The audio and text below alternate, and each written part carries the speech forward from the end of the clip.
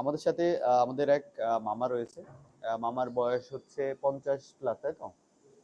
50+ বয়স। উনি হচ্ছে কৃষি কাজ করে। তো উনার হাঁটুতে ব্যথা। উনি নামাজ পড়তে গেলে কষ্ট হয়। হাঁটু ভাঁজ করে রুকু দিতে পারে না। বাথরুমে বসতে গেলে তার হাঁটুতে শব্দ হয়, ব্যথা করে।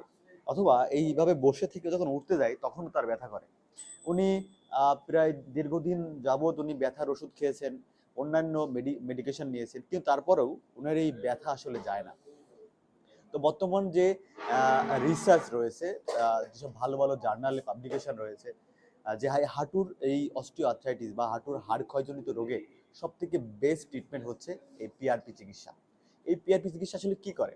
আপনারা যদি হাঁটুর দিকে একটু ইয়ে করেন, দেখেন, তাহলে ওনার হাঁটুটা একটু হালকা গরম আছে এবং উনি যখন মুভমেন্ট করে একটু একটু হাতটা উঁচু করেন, হ্যাঁ, আবার নামান, তখন এই হাঁটুর মধ্যে কটকট কটকট করে আওয়াজ হয়।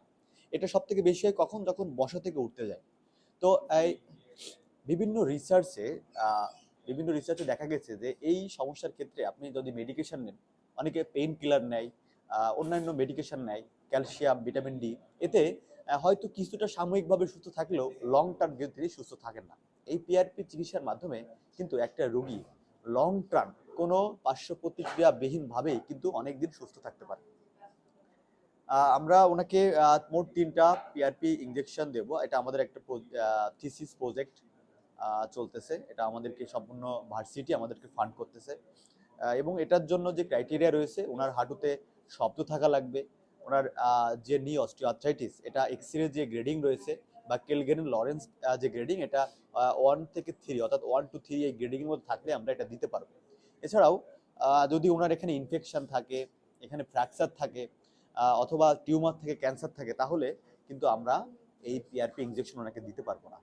এক্ষেত্রে আমরা অলরেডি 24টা পেশেন্টকে পিআরপি করেছি।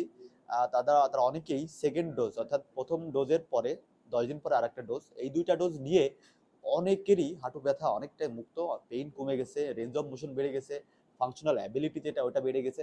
ধন্যবাদ সবাইকে।